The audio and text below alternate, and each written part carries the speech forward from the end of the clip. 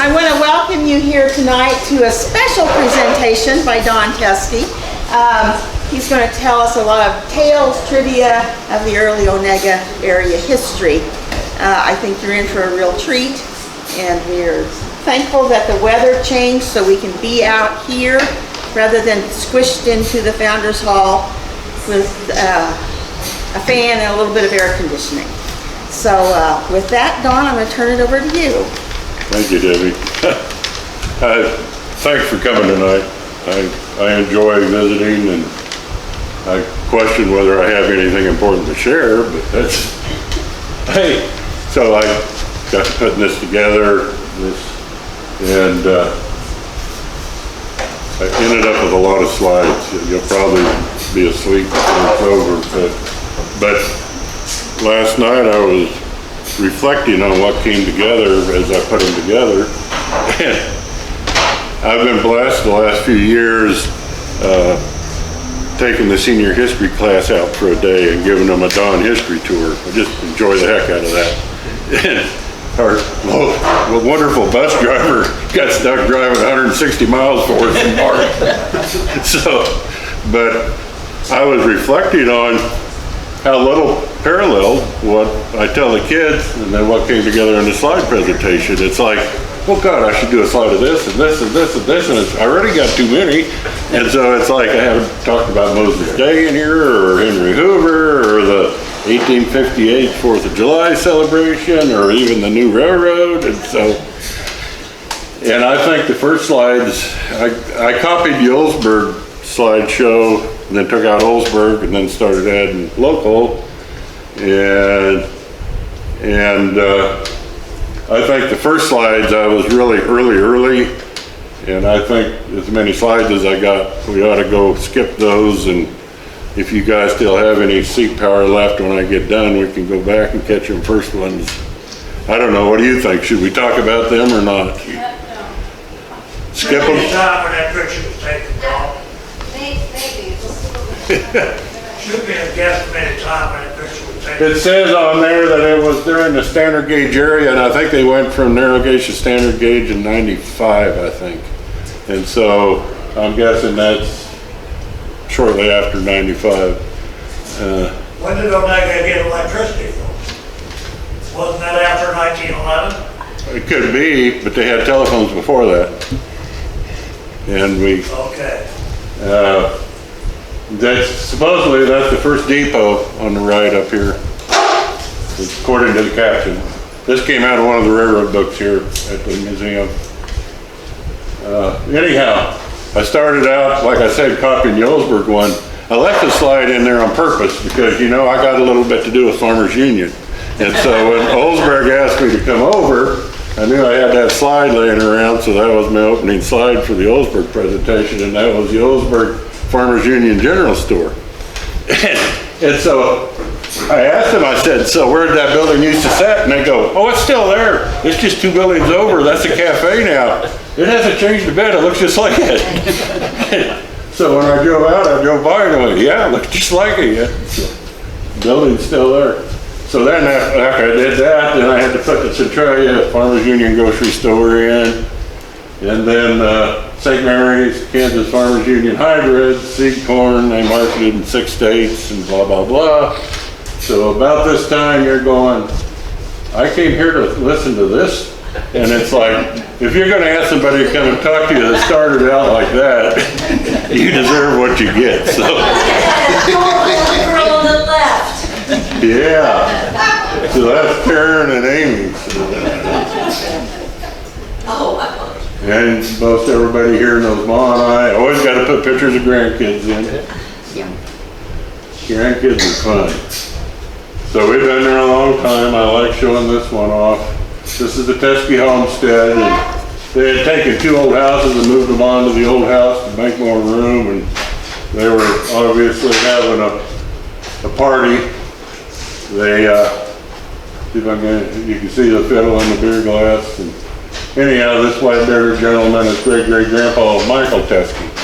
And he died in '93, so that picture was taken before '93. So.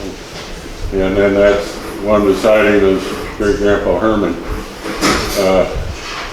worthless trivia about Michael Teske is he was a tailor. He sewed clothes, wedding dresses and stuff like that, as well as farmed. And he was sewing one day during a rainstorm, and lightning struck him through the window, struck the scissors in his hand.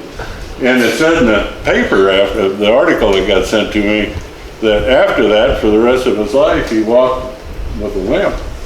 And it's like, well, if it just happened, how did they know for the rest of his life he walked with a limp? So I don't know that. And then I had this picture in for Oldsburg, and then I'll get to moving on. But I put that in there because this was when I was 7th grade, and I couldn't find a 6th grade picture, but 6th grade was the first time I remember Oldsburg, because we played them in basketball, and they were really good. And we were really bad. Grover Eddy wasn't there yet, and so Mr. Graves was our coach, and his advice to us was, when you get to the half-court line, shoot. And one of Marty Donnelly's shots went in from the half-court line, so we lost 60-2. Okay, we're going to skip over this stuff. I might point one quickie in case we don't come back to it. This is called Indian Village Lodge, and they were doing a dog dance for the Say expedition in 1819, and this village is where Manhattan is now. And so there were 120 lodges at that time, and they were probably in that area where the Manhattan Cell Barn is where that Kaw Indian village would have been. Pawnee, Jedediah. I love talking about Jedediah. I like talking about Louis View. So now we kind of get into this area. Marysville cut off of the Oregon Trail. I've written about that a lot. You go through our farm. It would have left the main route of the Oregon Trail probably on the east side of the Vermilion River by Bellevue, and then would have came up, crossed somewhere by Laclede, and then worked northwest back up to meet at Alco Springs. And that was, they called it the High Water Trail. It was the main supply route and military patrol route from Fort Leavenworth to Fort Kearney. And you can see the ruts here coming through the hay meadow. And then here they come down and go through that valley and come up the other side, and they're going northwest. So that's one of the really local ones. And then the big one through the area was the Parallel Road, the old Pikes Peak Trail Road. And this was actually one of Ben Holliday's overland stages. It was out in the western state, but same stage route. And it ran from the Missouri River west and was kind of the main transportation route to what's Denver now. And I read one report where there was so much gold dust coming back from the Rocky Mountains that the assayer's office at Iowa Point on the Missouri River, that safe at the assayer's office was clear full of gold dust, and it was piled on top and piled on both sides. There was so much gold dust coming over this trail, and that was right through this area. And so, in 1862, Mark Twain rode out to Nevada Territory with his brother, who got appointed territorial governor secretary out there. And so he was going to be gone for 6 months and come back, and he documents really well traveling on the overland stage from the riverboat on the Mississippi River across this area. And in his book, Roughing It, he documents it quite well in his satire. But he told at that stage that they were riding on had 1.5 tons of mail that they had to be riding around in the stage. And they said it got to the point where the stage roads are rough and they were trying to stay in between it. They laid all the mail out level so they could lay on it like a bed, and then that worked a lot better. So that's just worthless trivia. Anyhow, that trail, it shows it on this old map. This is kind of a pretty cool map. but the West Kansas Gold Mines Parallel Road, and so it ain't exactly accurate, because we know that America City was on that trail. We know that New Chatel was on that trail, so it was a little bit south from there. But that ain't too bad identifying it. And one other little neat thing is up here in the corner of Nebraska, home of Gatling gun inventor. So I don't know why that got on there. America City, just north of Havensville, they had a population of about 3,000, and they got the cemetery to match. Your dad's buried there. And I know Marvin Cottrell told me he had the farm, the sale that sold out the last of New Chatel. And then New Chatel, or not, I said New Chatel, but I should have said American City. The New Chatel, northwest of Duluth up there, the population of about 300. We all know Swiss settlement. This is the home of Tim and Kathy Reisinger there. And, ooh, I got family members showed up back there. Howdy, howdy. My brother. And anyhow, Ephraim Bonger built that to be a store to trade on the parallel road. And so I had wrote a story about the James brothers, Frank and Jesse James, for the paper. And shortly after that, Kathy caught me one day and she says, Donn, I got to tell you a story. She says, you wrote that about the James brothers. She says, I come home from work one day and there was a car driving by real slow in front of the house. And she says it had New York tags on it. And there was an old lady in it and 3 children, and they drove by real slow, and then they turned around and come back real slow. And she says, so I walked out to see, what they wanted. And she said she was taking her grandchildren across country, and she wanted to show them their history, and that her grandfather was Ephraim Bonger, and that this was her roots. And so they invited them in, and they were visiting, and she was telling them stories, and she said she could still remember Ephraim Bonger bouncing her on his knee and telling her stories. And there where the sunroof is on the front, there used to be just a cement slab here. And she says that he said that every time that Frank and Jesse James came by, that Frank would come up at night and smoke pipe and rock with him on the porch and tell stories to each other. And he said once in a while Jesse would come up, but he wasn't as friendly as Frank. They camped down on French Creek, and that's all very possible. Their sister was married to a farmer out by Beloit, and that's all very possible. But that's just that story she heard after I did it. Well, weren't they in that cave down on Evelyn Miller's farm?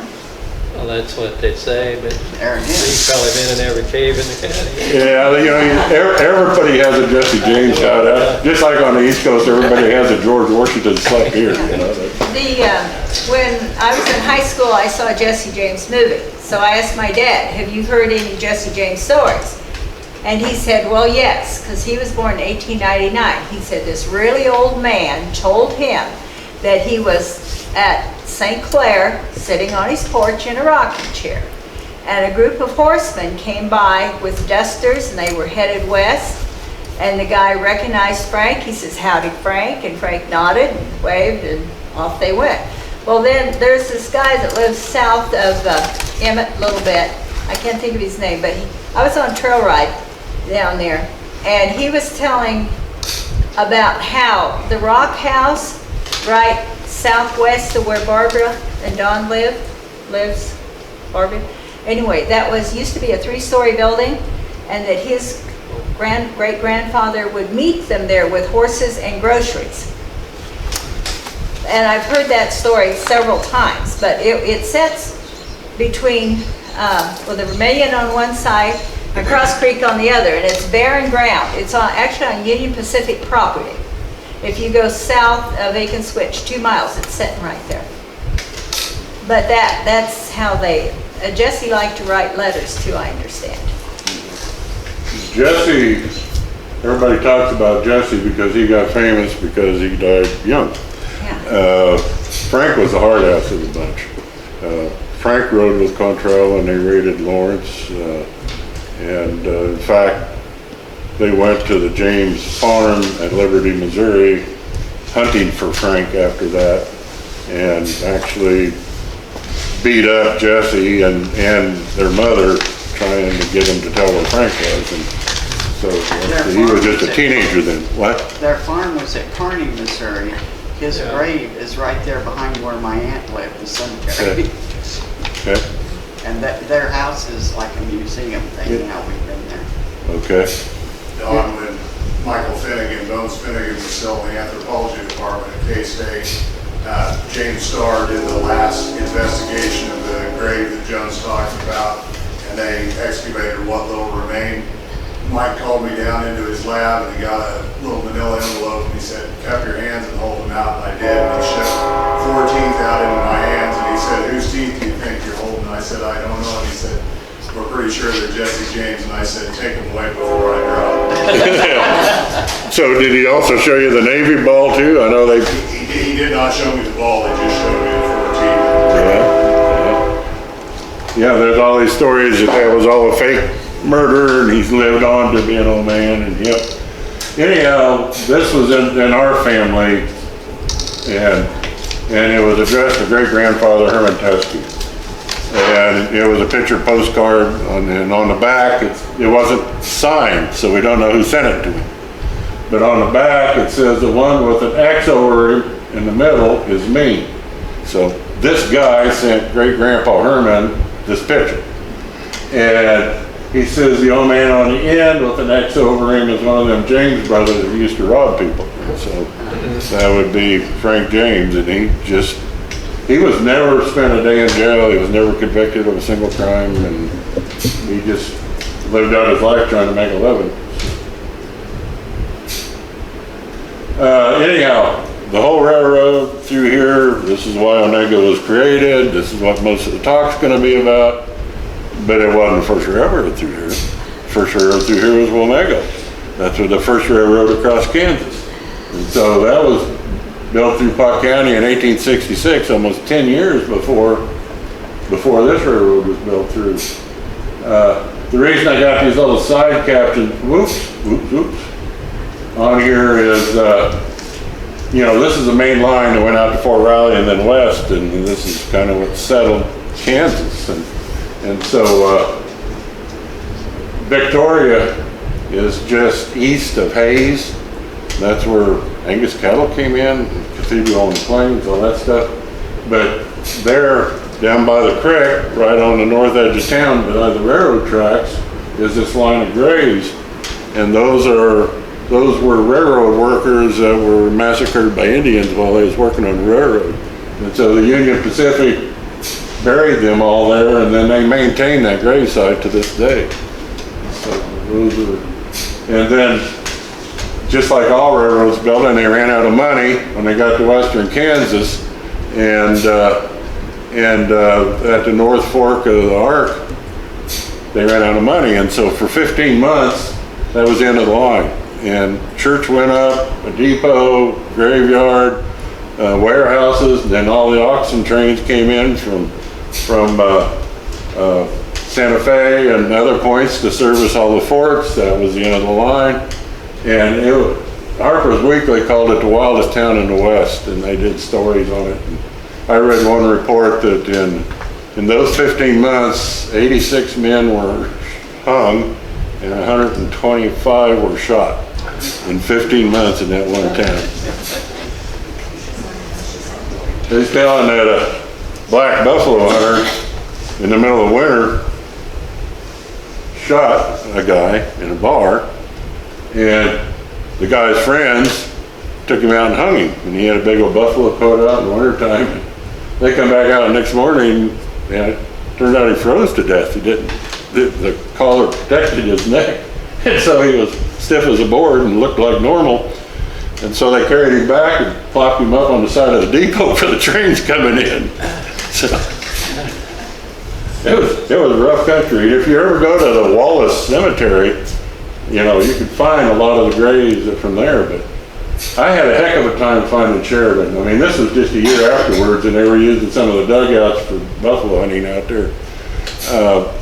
I had a heck of a time finding Sheridan, and I drove almost a mile back in a big pasture to get to that site, and when I got there, you could tell where it was, but you couldn't see where the graveyard was. You couldn't see where any building foundations or anything. It was just a temporary railroad town. This was a Wamego depot in late 1860s. So then we get to our railroad. Started the process in 71. I think this is just fascinating, and I didn't know all this till a few months ago, and so I'm trying to read more. But so in spring 1877, construction was started westward from Holton on the railroad. I read somewhere else that 1,500 workers were building from Holton to Onega to build the railroad. That's a lot of people. Anyhow, Mill Creek Township had made a bond issue giving the railroad company a limited time to which to build a railroad into the town. And since the time was about up, in fact only one day remained, the company had to get a train into Onega on December 2nd or lose the bonds. For that reason, when they got to the bridge, when they got the bridge in over French Creek so they could get across French Creek, and the right-of-way not having been graded, they just laid the ties and the rails on top of the ground and got that train into Onega before that day was over, so they qualified for that bond issue. And so it says they got to the drainage ditch about a half a block east of what Main Street is, so about where the railroad depot is or the senior center in there, somewhere that train sat there. That's about where they got it into. So that night a blizzard roared in from the northwest, the temperature dropped below zero. The construction train stood there where it first stopped until the next April before the company was able to get it started back toward Holton. I think that's fascinating. It sat here all winter. Why didn't somebody take a picture of it? I've hunted all over and I can't find a picture of that engine sitting there. I just think that would be so cool. And so this was April of 78 that train went back to Holton, so I started looking through old newspapers, and this is the oldest newspaper that I could find printed in Onega. And it was printed in May of 1878. And there may be other older, but I couldn't find it. But the standard train had just been fired up and moved back to Holton the month before. You would think 1,500 crew here working to build a railroad track to Wheaton right by here, that'd be newsworthy. I couldn't find anything in that paper. I mean, even the engine just went back to Holton. Wouldn't that be something for the paper? I don't know. I found a few interesting things. The timetable for the railway goes to Onega. Well, Onega was the end of the line in May of 1878, so that was it. But then you go down here and start looking at the post offices. Mail for the south via Vienna and Laclede to Louisville. So 2 of those 3 towns are ghost towns now. And then mail going to the north via America City to Corning. Well, America City's a ghost town now. So those were the thriving places. And then there was news from Grange, and that must have been really important because Mr. Toothaker got scared badly by 2 black snakes. Grange is a big deal to me. Grange is a ghost town. It was northwest of Duluth. And I argue strongly that it was the Leo Laudner farmstead, northwest of Duluth. Other maps show it farther west toward a mile west, but I argue it was Leo Laudner's. And anyhow, the parallel road after it left Neuchâtel actually curved down south and then came up Dutch Creek because there was a stage stop at Grange on the Overland stage route. And so in that hay meadow east of Scott Broncos, you can see the ruts coming right down through there as it curves down and into that valley. And all them old houses that were built before the roads were put in, where Scott lives and the old Colton place we had, Daniel Pullerman, all those front doors were to the south, not the north. And so, you know, that was the main trail, and it was a stage stop at Grange while Overland swung down there a mile.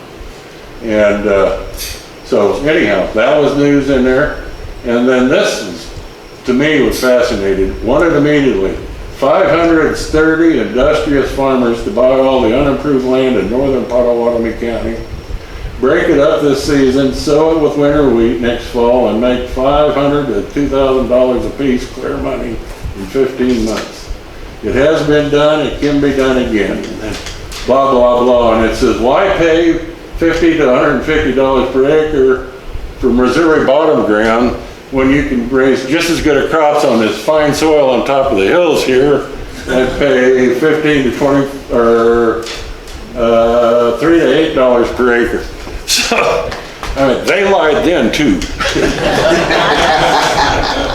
We all know what the ground is around here on the hills. So. And then they had cattle markets. So this is 1878. And I took that left column and enlarged some. The wheat was $1.02 a bushel, corn 31 cents, hogs, but cattle, I'm not quite sure how the prices work. I don't know if that was $4.55 an animal. I don't know if it was $4.55 a hundredweight. If anybody knows, tell me please.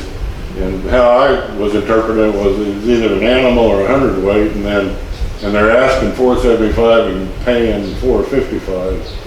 I was just reading Rosie Bossie's book, one of hers got going to Cheyenne, and she was talking about that, the price of cattle went from $4 to $6, and she said it was a hundredweight. So I don't know what her.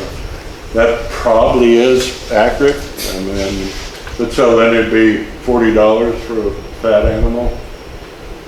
That's pretty good money in 1878. But looking down here farther, you got all these different categories, and you get down here, native cows, scalawag. I've never heard of a scalawag native cow. What does that mean? Ardell, you know what it means? A scalawag? I'm assuming it was not a really. I'm guessing it's Or that it was wild as a march. one that needs to go to market. Yeah, they all were going to market, but yeah, they docked the heck out of it, whatever it is. And then you got native ox and choice and fairly good, you know, it's just categories you don't have anymore. Didn't have any McDonald's to sell it to. Yeah. So anyhow, this is a pretty good map of that area at that time. You know, it shows railroad ending in Onaga, so this map was made about the time that newspaper came out. But we got Grange, we got Neuchatel, we got America City, Vienna, Bucks Grove, Arissippi. You know, these are all Leghorn, so these are all roads that we have now, but that's it in our history. And then we got Blaine, and I thought, well, wouldn't Blaine be Butler? But Blaine became a post office in 76, and that's when they had to change their name from Butler to Blaine, so it would be Blaine then. Now, I was a little surprised at how bold they had Blaine. So Blaine was an intentional Irish Catholic settlement. Pat, Huh? I looked up your scalawag things. An undersized animal of little value. Well, I'll be darned. Okay. So, this was great-grandpa Gottfried Martin's pocket notebook, and he dated it 1883. But this was presented by Thomas Brothers, dealers in lumber and hardware, Onaga, Kansas, and the book is dated 1881. So Onaga was, the streets were platted in 77, it was incorporated in 81, and here's, they're already a business giving out giveaway pocket notebooks to their customers. So I was kind of impressed, and this is one of the inside pages. You know, of course, everything's in German, but he had neater handwriting than I do. And I posted this on Facebook once, and somebody that could interpret low German went, that was kind of a crappy year farming in 1883. He made $927 and he spent $946 to get it. And I went, well, yep, that's kind of like farming. So post offices, when they had them, Grange, 1875-80, America City went to the 30s, Circleville still going, I think. Vienna, they were there for 20 years. Neuchâtel, Savannah. That's on our place. Yeah. And I'm surprised how long they had a post office. That's Rob Reeves' ancestors that homesteaded that. Okay. That's why they're buried up on the hill. And the God loves Whitney Bush and Assembly. Then the recipe, St. Clair, Laclede, Blaine, 1874. Duluth, of course, I remember Uncle Clarence and Aunt Ethelene being postmasters there. This was a railroad route to its end. It was started out to build to Denver, and it got as far as Miltonville. Ran across the Omega steam engine, Kansas Central 282, the Omega. This is 4 engines pushing snow at Oldsburg. And then here's those 4 engines at Blaine. And then Debbie sent me this picture, 4 engines pushing snow at Onega. That would have been a sight to see. And then the motor. I was sitting here waiting for it to start and seeing you had a drawing of a motor by the depot up here. Motors ran on both the LK&W and also on the newer one. I remember them. Do you? Stopped at the Duluth post, or Duluth, and Duluth, you picked up people. I got Grandpa Emil Teske's World War I draft papers, and one of them told him to report to the motor in Omega at such and such day to ride it to Topeka for his physical, and the ticket would be waiting on him.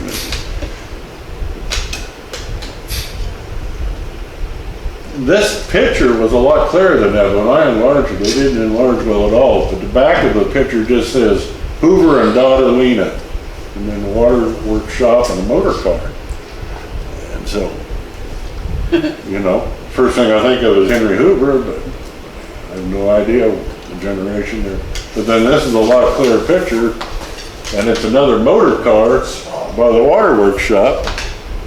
What the hell is a motor car? I mean, it's got to have some type of gasoline or steam or something to propel it. It's got a buggy seat on it. Ain't like it's for railroad workers, which you normally think of. And she's dressed to go to a Sunday meeting. Could anybody ride a motor car on the rails? I don't know. These are things to find out or figure out. Yep. Looks like a pretty cool way to travel. I think my grandkids would really enjoy it.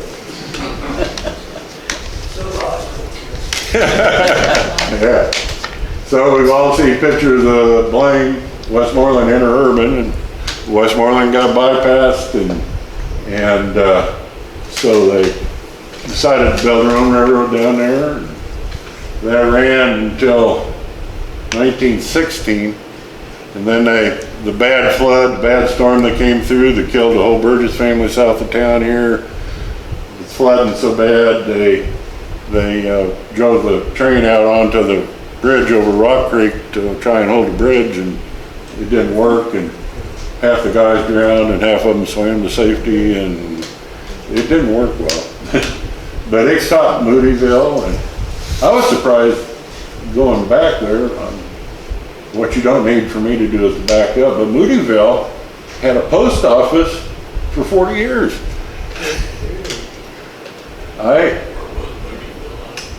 It was kind of halfway between Wheaton and Westmoreland, but closer to Westmoreland.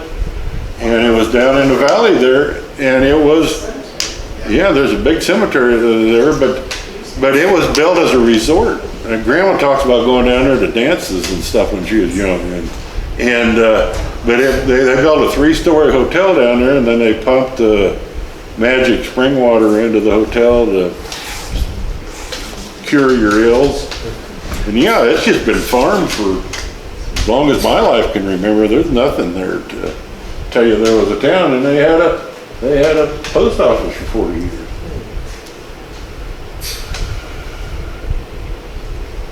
Right across the information on the wall was train wreck. About 8 of them. A little bit. I got it in here a little bit. I have some questions about it, but anyhow, I found 6 newspapers from Onega in the early days: Courier, Democrat, the Herald, and then the Register, the Republican, and the Homestead. Obviously, the Herald is still the Herald, but there must have been a gap in there because the Historical Society recognizes it for 24. And the Journal, the one I started with in this presentation, I found it under the Democrat, so they must have changed its name sometime. That was the oldest one. That's why I was trying to find something about that engine.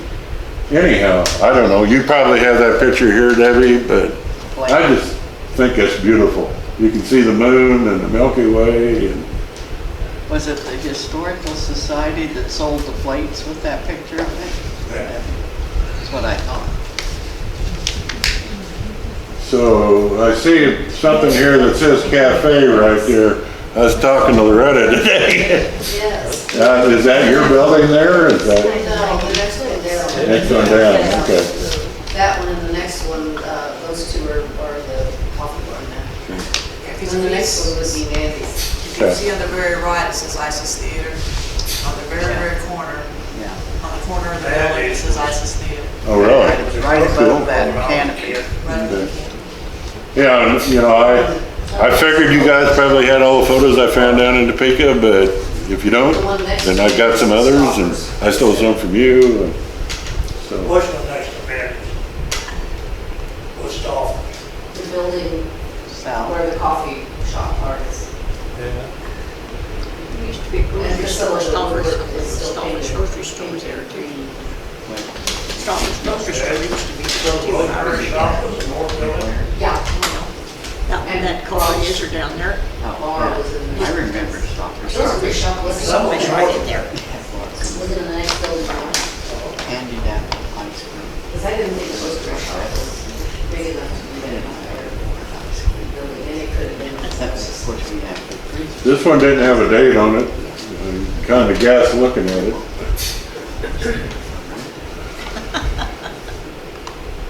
So this is Leonard Street looking west in 1883, and Debbie had or the Historical Society recently posted on Facebook trying to date this picture, and I had suggested, why don't you look at when was that building built, that it was probably standing on top of when they took it, and 1883, that was pretty early. That's one of the older buildings in town, so.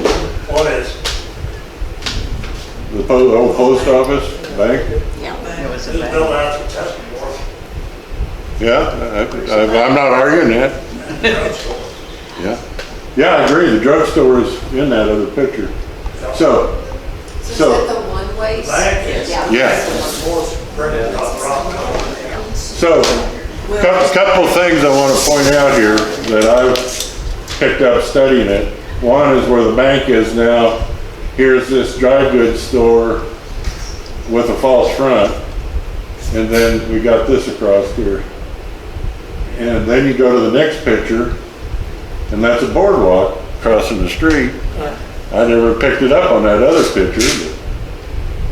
But then there's that building, but they don't have a false front. So was the false front put on after the other picture was taken, or before, or don't know. But that was quite a gathering. But yeah, there's a pharmacy. Is there, or do you have any pictures further north on Leonard Street? Like where Dale lives now? I'd like to know when that house was built, because we have the horse hitching post from it. Really? Yeah. Wow. So this one was dated somewhere first half of the century. There's a drugstore. Tessendorf's. So you said Tessendorf's was built then, Joe? What's that? You said Tessendorf's was built before the post office? Yeah, That don't look like a stone building though. it is. It's brick faced stone building. Okay, The door came in from the corner, okay, I believe that. and it had a post out in front of it, Yeah, and big windows on the west side. okay, That's what Morgan Johnson told me. yeah, that all kind of matches what that looks like then. Just that building like that. Okay. Okey-doke. On the south side of the pharmacy, about where that little chimney is, there is a date on the pharmacy. There isn't one on Teske. Okay, But in the Onega history and it argued with itself which one was the first rock building. okay, So there's no conclusive evidence there.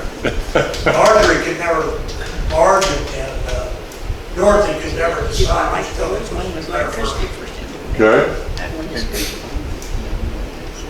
So this is the Martha Wagner Hotel, across from the depot. Right. Yeah. This is down by the railroad tracks someplace. That's what I was thinking. So this is Onega 1908, you can see the telephone wires.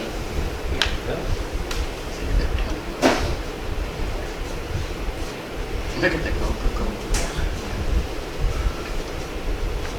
Now, is the street paved now? Not there. Don't Not think yet? so. You know, I found one picture I did for the Oldsburg presentation, and it was a picture of them out there with horses and wagons graveling the streets for the first time in Oldsburg, and that was 1916. See, notice the step up on the west side. Yeah? They changed that in 1958. Okay. They got rid of that step up on the west side. They built the street up higher. Huh. What's that say on the sign up there at the top? Like Sinclair or It something. says Sinclair. St. Clair what? Sinclair? What? It says Sinclair. Yes. Yeah, I never was aware there was a gas station over there. It doesn't look like a gas station. Oh, that's a sign hanging on that pole. That'd be for the Mexican restaurant. Yeah. Oh, that Okay. makes sense. Reimer's old station where the Mexican restaurant is. So, Auto Teske and Sons Garage. Was that one electric? If you go back to that picture of the 3rd Street, Donn,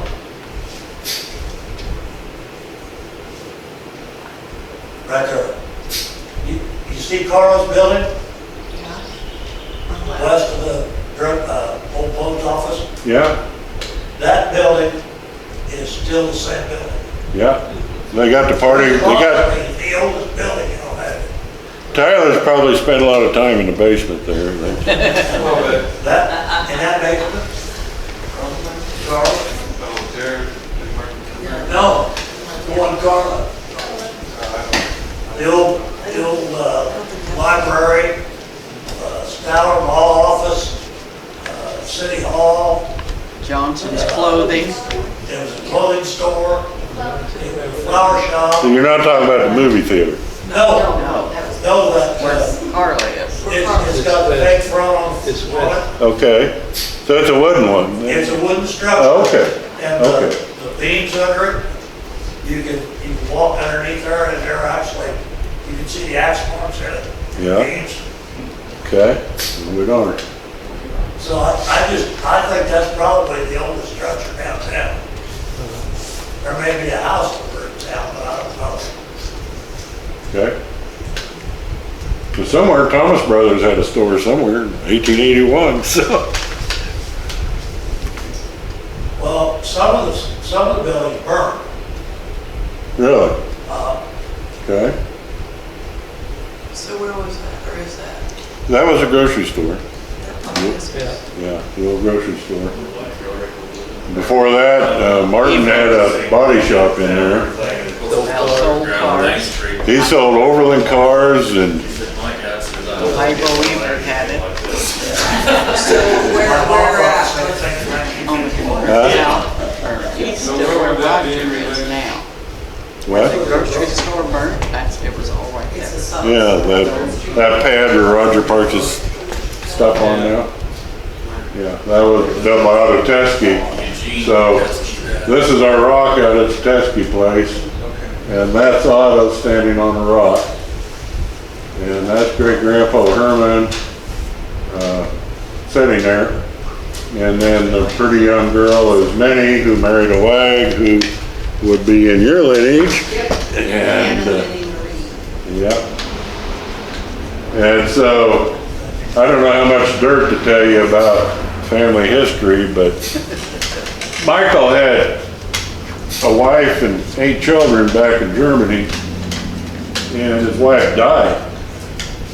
And all at once he showed up over here. He came into New York in December 28th of 1868 with a new pregnant wife and came out here and homesteaded. Now 2 of his siblings already were out here, but he brought a teenage son, Albert, along. He was 14 at the time.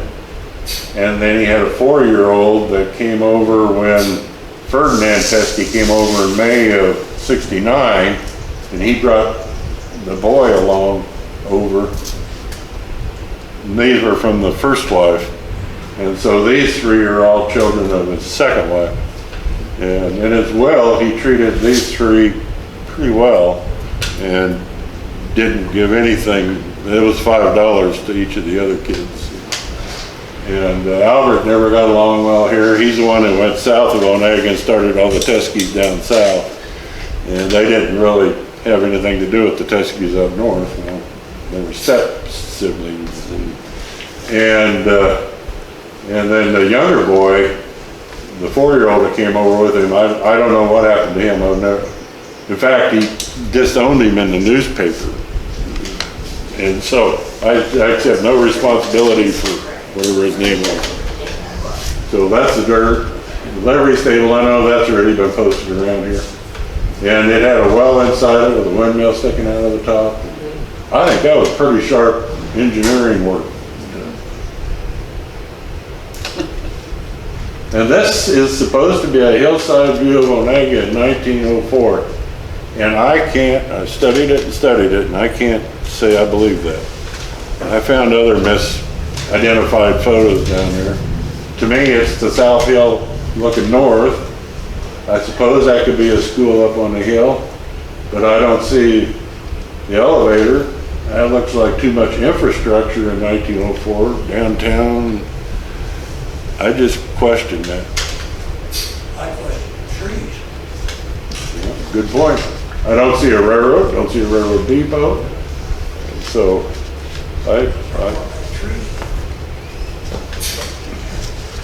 So we did have some famous guys. So if you're trying to win bar trivia bets, we've got a man from Onega in the Hockey Hall of Fame, Cy Griffin, born in Onega in 1883, inducted in 1950. Read more about him.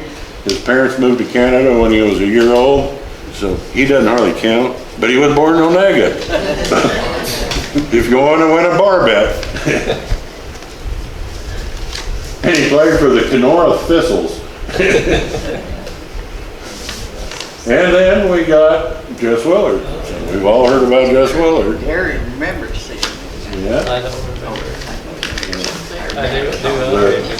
Born in St. Clair, blacksmith in Emmett. They called him the Potawatomi Giant, 6'6". And that cafe that on the sign in the regular one, I read a story, a cafe on the west side of Main Street, that for years they had a line drawn up on the wall, and when he was eating in there once, they stood him up on the wall and drew a line up there. He was so tall, 6'6". That line stood there for years. One is titled in Havana, Cuba, in front of 67,000. And then, way too many of us in this room probably grew up spending way too much time in Frank's. And I've never heard of Blatt's beer, but I bet it was wonderful. It was on tap. Apparently. Frank had really strict rules about age limits of drinking. You had to be tall enough to hand money up on the counter.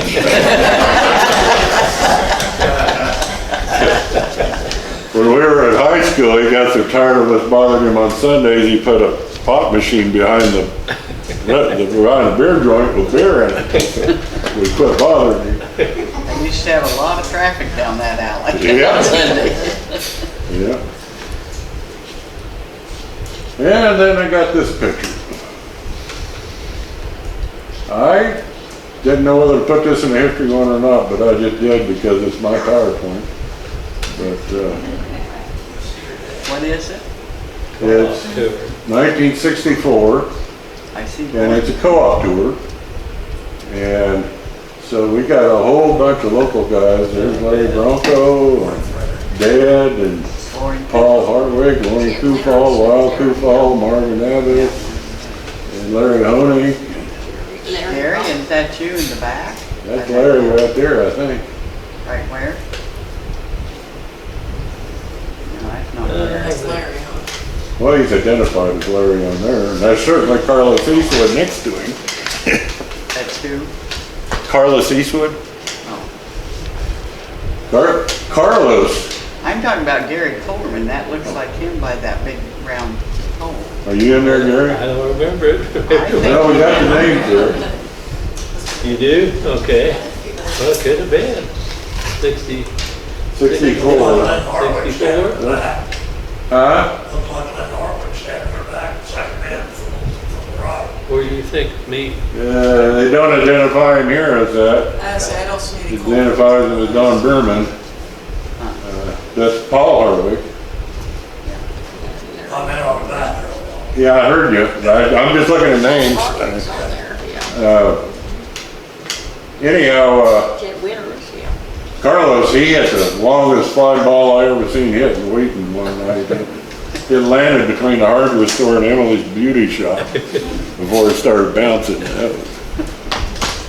Carlos would love side hounds, and he'd have a truck, and one weekend he'd wreck the truck and bust the box and kill the dogs, and the next weekend he'd have a new truck, a new box, and a new bunch of dogs. Yeah, well, there's a- So anyhow, I was showing Larry Oney this one time, and he was telling it that night at the hotel, probably that hotel, yeah, that him and Dad and Marvin Abbott's and Lyle Kufall were playing pitch in the lobby. And Dad was a really aggressive pitch player. My family could attest to that. and Larry says he played once and he slammed that card down on the table and it was a glass top and he says it just shattered into a million pieces. He says there wasn't even anything to pick up. It was just shattered. He says that ended the pitch game. And so I know our Young Farmer group did co-op tour too because I was the one to put it together, but I don't have a picture if anybody else does. But I got this picture, if I get it. And so that's the year 76 we hosted the state tour. So, you know, Dennis is in there and Donna and Ardell. I had to speculate that Ed was pretty clean cut right then, Donna. And Dennis was just scruffy as heck, and it's like they flipped roles. Yeah, Kathy and I got married just a couple months before, so that's us in the bunch. That was a good time, good friends. Our hostess is even peeking around behind me right there, so. She's not a midget. Okay. Anyhow, one story from that tour, one of the Zillman boys was in charge of hauling around the porta potties. We'd put 3 porta potties on a flatbed trailer and would pull them around behind a pickup from farm stop to farm stop. And first stop or two, they wasn't real organized yet. And turned out that somebody was sitting in one of the porta potties when they took off for the next stop. And they had to ride the whole way in the porta potty to the next farm. And after that, they checked him every time before they took off. There's a lot of good friends in there. A lot of good friends that are gone. How come everybody's wearing the same outfits? Because that's the deal? We did it on purpose. On purpose. Barbara made us. They didn't make all of their shirts. Yeah, the 2 Barbaras made us, oh yeah. There's Jean on the front row, second from the right. Yeah, that's right. Barb's right behind you. Yeah, she is. That's Ray and Janice Potomi. They moved to Colorado not long after that. Yeah, Norman, Where? Diane Bronco. Gene Evans, and Ann, Dennis Teske. And Gene Burgess is kind of a scraggly guy back then.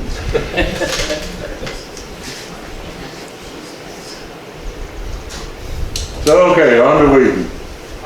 Was Gene just back from the Congo or where they were? I don't know. Debbie's standing right behind you.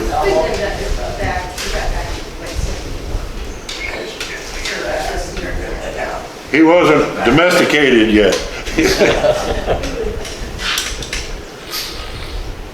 Do you have the names of everybody there written down somewhere?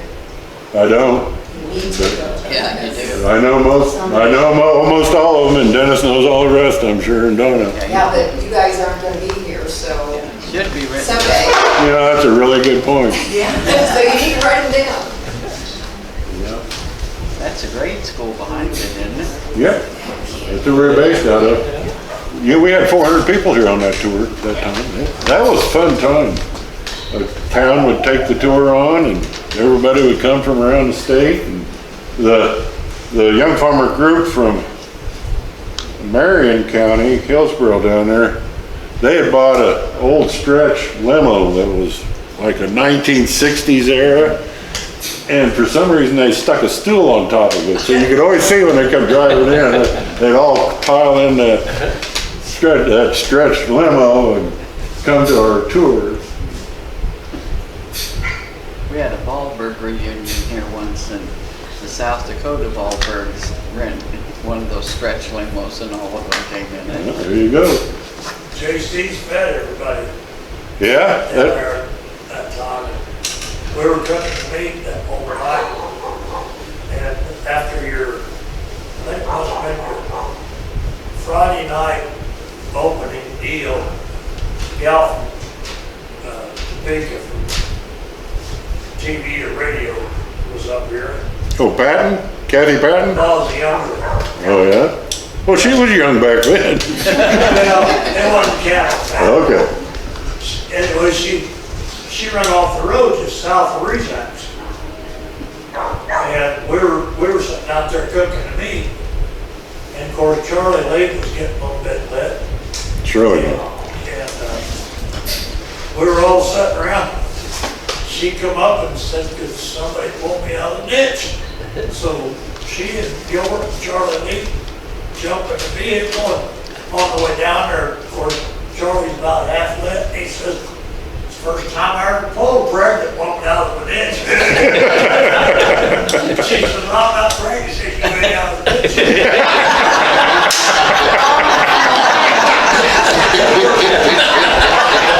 Charlie was only looking at her with one eye.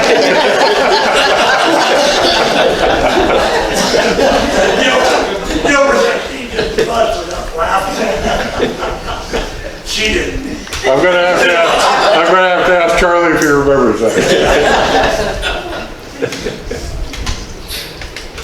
So, Wheaton, I found 3 newspapers. None of them lasted very long. Wheaton Depot.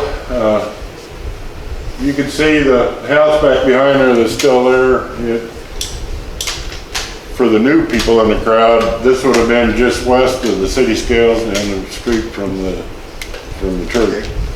And so, yeah, where that trailer is now. But that house, you know, Lynn Swan was raised in there, Art and Dorothy had it for a long time. It's just such a beautiful old brick house. And I was told that was built by an engineer on the LK&W and not a toot-toot engineer, but a drafting engineer when they built the railroad through, that he brought those architectural plans from New York and had that house built here. And I hope that it stays preserved for a long, long time. Is that the Dalton house? Huh? The old Dalton house? I don't know, the Donn house. That's a year older, man. I'm sure it is. You're talking about where Art and Dorothy live? Yeah, Yeah, we're all talking about the same house. yeah, that's the old Dalton house. Okay, John Dalton. okay. So then this is Center Street looking north. You can kind of see the church there outlined. So Kermit's Ford tractor dealership, I think, would be that building down in there. Which church was that? Catholic. It was built into a brick church later on. I mean, it's gone now. Yeah, and one time, according to Miss Eula, we had 2 hotels, a lumberyard, elevator, 3 doctors, and 7 beer joints, 2 grocery stores all at the same time. 5 filling stations. Yeah, I remember 2 grocery stores.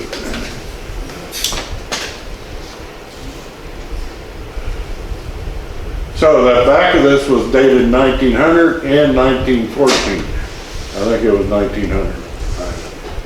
But Scott's house is there in the background there, Dale.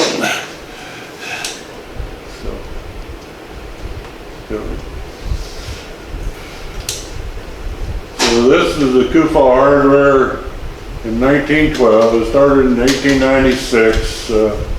4 Kufal brothers that built it. One of them was my great-grandfather, Bill Kufal. But the one next there, that's a hotel.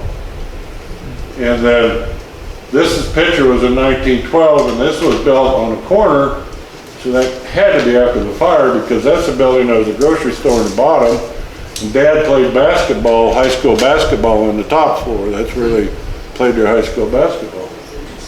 And then there's that house again down on the end. You can see a train sitting here on the tracks. That's kind of a cool little picture. And then I put this one in because I wanted to talk about the Civil War veterans. Bill Burke told me that every morning at daylight, every Civil War veteran that lived in Wheaton, that fought on either side, would meet on the east side of the hardware store, and there was a slab there with a hand pump and a well there, and they would all drink a quart of water. Every Civil War veteran would meet on the east side of the hardware, and they'd all drink a quart of water. And that, he claimed, that went back to their time in service, and they were forced to do that for, was that consumption or one of the, anyhow, they had to drink a quart of water every morning when they were in the military. So that's where they gathered to reminisce and lie to each other, I suppose. And you said that post was in Wheaton, Donn? That post was in Wheaton? What post? Well, was it a GAR post or was it just the veterans getting together? It was just the veterans meeting at that pump. I don't think there was any organization to my mind. It's just a story that Bill Burke told me. They said every morning they'd meet at daylight and drink a quart of water there.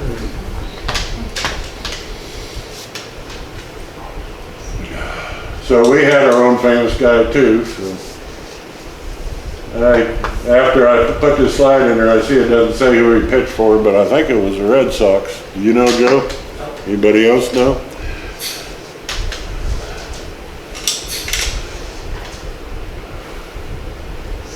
Okay, so I don't know why I put this in the Wheaton slides, but I did. I found this photo over in all you guys' piles over there. But I am just really pretty sure that that's the Chinese tent city of Nolan when they were building the big fill on the new railroad. So that would have been 1905, 1906, and this would be building the trestle across the creek there where all the high school kids go to party now.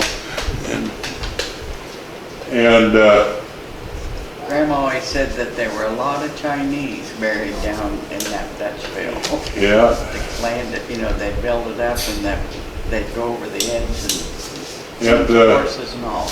the guy in charge of getting the big field built was Jack Malin. They called him Pick Handle Jack because that's how he kept order.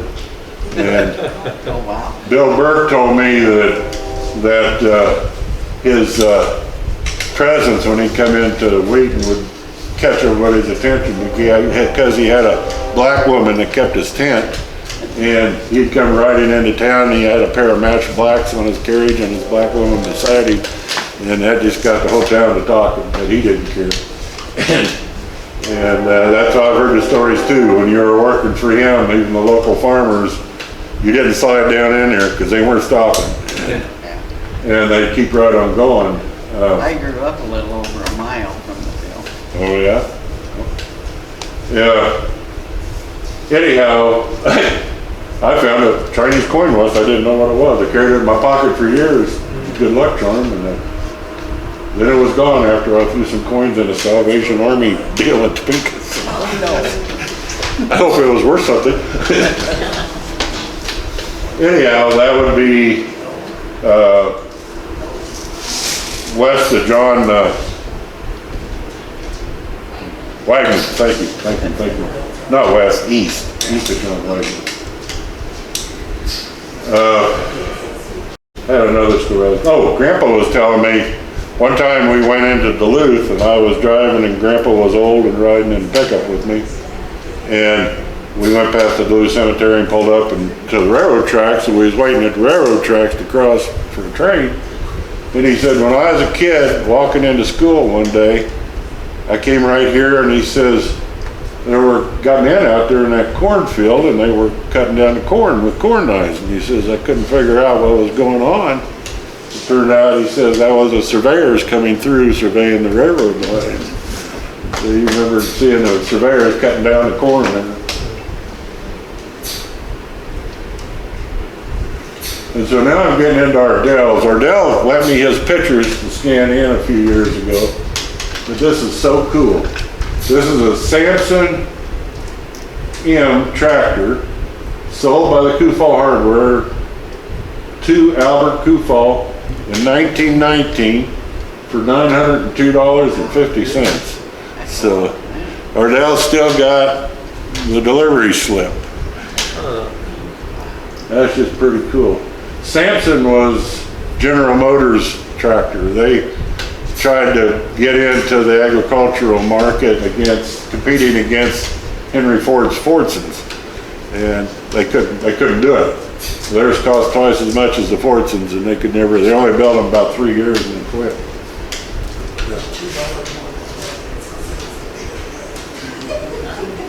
But we got kind of a similar thing too at home, because this Davis sewing machine was purchased by Guthrie Martin in 1899.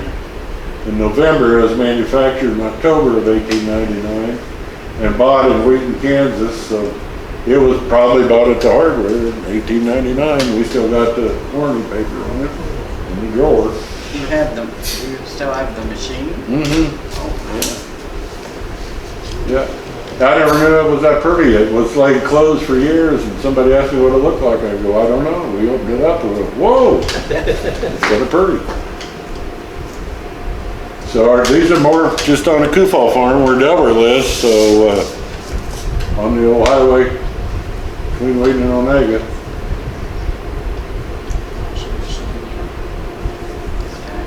Somebody told me that's Billy Ludwig sitting on the tractor fender. Kind of looks like Billy.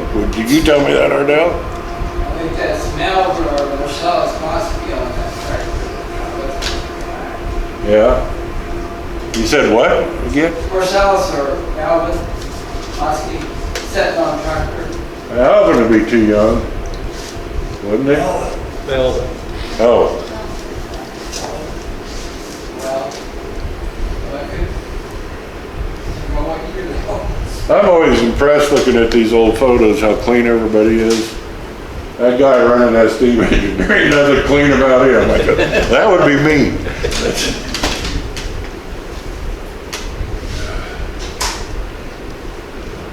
There's Dad.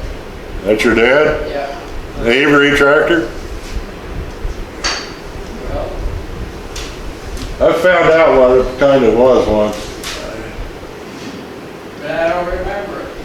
Yeah. The rear wheels, there's two rear wheels, but they're pretty close together. The guy just barely fits in between them.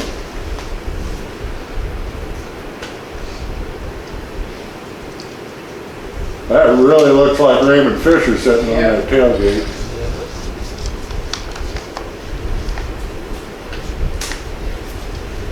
So now we're to Havensville.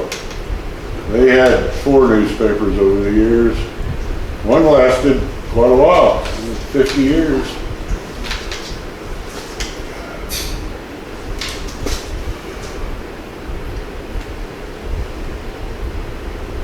(1903) Commercial Street. What is wide? I read one report that year in and year out, Havensville sold more agricultural products got shipped out of Havensville than any other town on the LKW line. They had an opera house, a brick factory.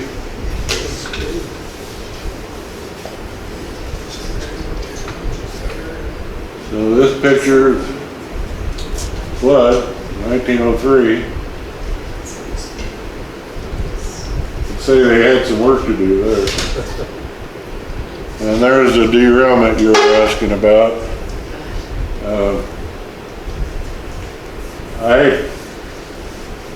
The girls down at Topeka Historical Society, when I was working on this photo, they found a Holton paper that listed that they had to cancel the show. They were on their way to Holton to do a show at Holton, and it had to be canceled because of the derailment. But you know, I don't know what kind of Wild West show it was. I mean, Buffalo Bills was huge, and Buffalo Bills ended before 1910, so you know, it was a Wild West show, but I would hesitate.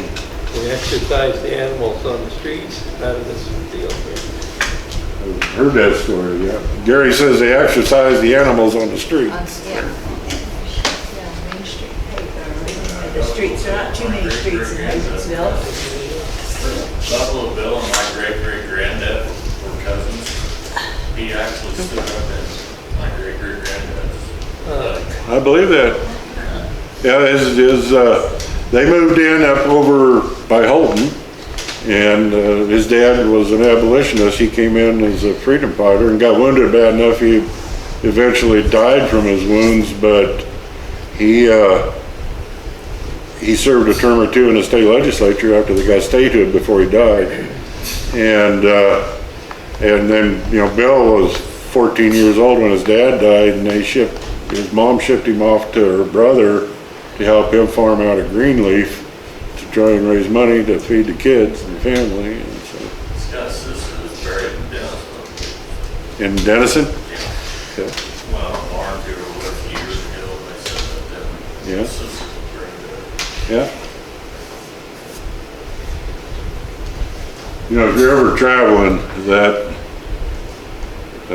his ranch in Nebraska is worth stopping at. That is Scout's Rest, isn't that what it's called, or something like that?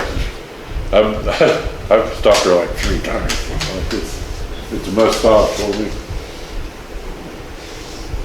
Havensville, train strand at Stowbank, 1912.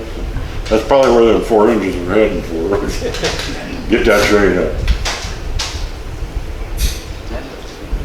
Okay, this is my story, so I'm about done. So this is Claudia's place out there south of the Rock on the old highway. It got on the National Historic Register. That was a Ferdinand Teske homestead. He was a brother to Michael Teske. And he was a blacksmith and a justice of the peace. Like Michael's wills signed, notarized by him. But the tornado hit that place like in 1910 or something like that, and took this corner of the house off. And Grandma always said that the Herman's family over there at the home place seen a tornado coming and was able to telephone over and warn them the tornado was coming. And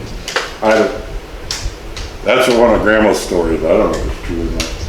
Did they have a cave or a shelter to go into? Or? Well, it's got a full basement, but so the continued story on this house though is I was speaking at Kansas Barn Alliance one year down at Gossel, their annual meeting. It was at Gossel that year, and the gal that was speaking right before me was from the Kansas State Historical Society, and she was telling them how to get your special thing in National Historic Register, and she was going through all the details on it. And the very last slide she brought up was this place in modern times. I mean, it's that neat one, $100 over for it. I know I got it somewhere.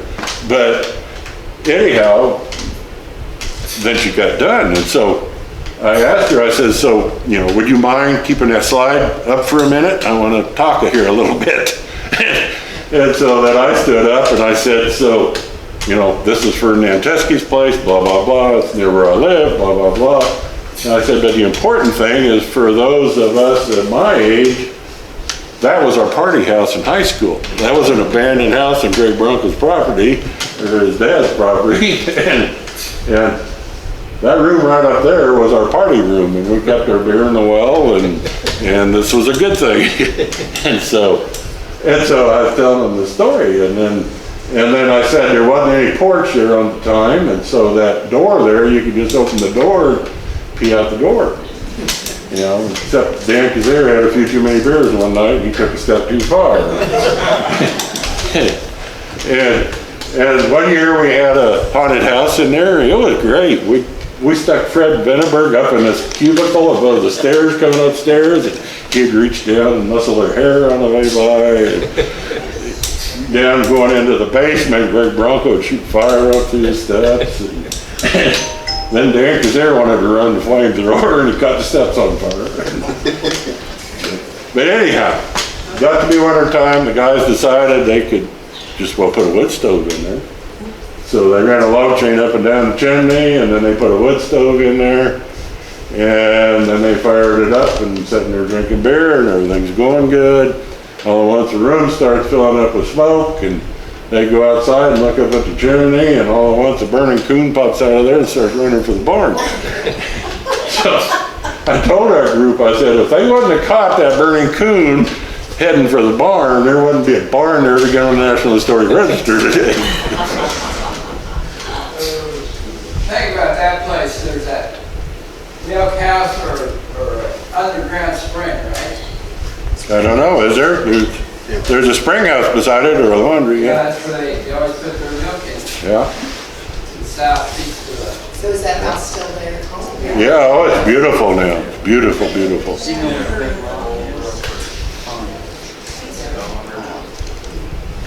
I mean, it was so bad, the roof was falling in, and they put a lot of money in it.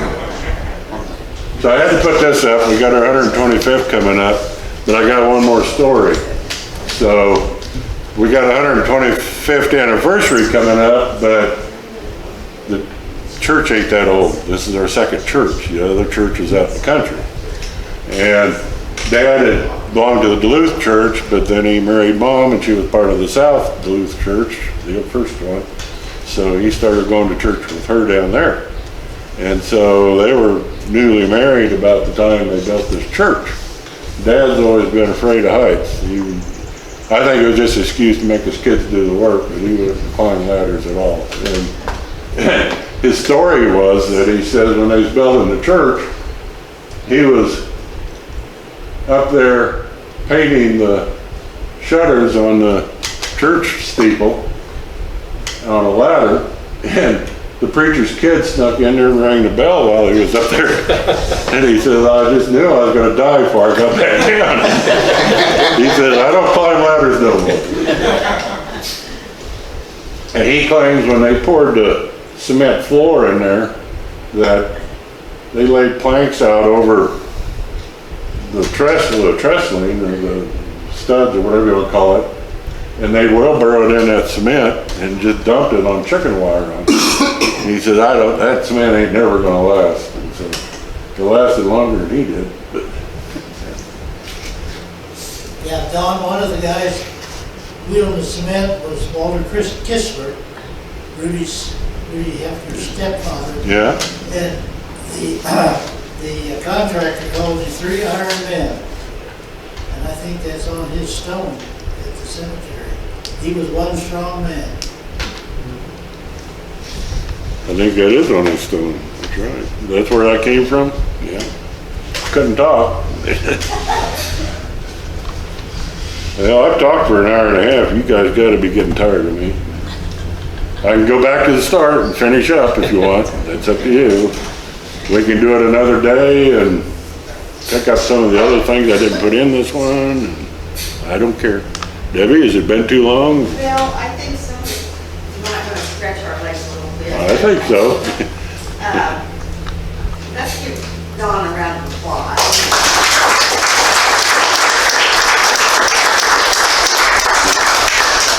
If some of you want to stay longer, I'm not opposed to that at all. But I think some may want to get on home before it gets dark. Yeah. So I think we'll kind of. An hour and a half's long enough for anybody to have to sit and listen to one guy. Well, I don't think anybody's bored. I think I heard stories. I heard before when I heard news stories, having grown up in Wheaton, and it's kind of fun to hear some of those stories that are part of my heritage. I did want to point out, I don't know,